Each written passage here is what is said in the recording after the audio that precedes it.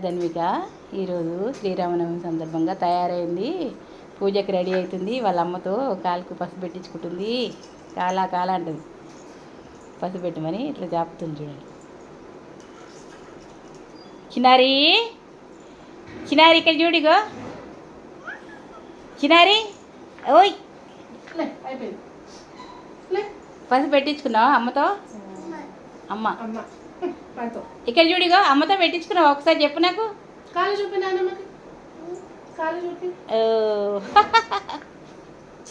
పెట్టించుకున్నావా? ఆపోయిందా?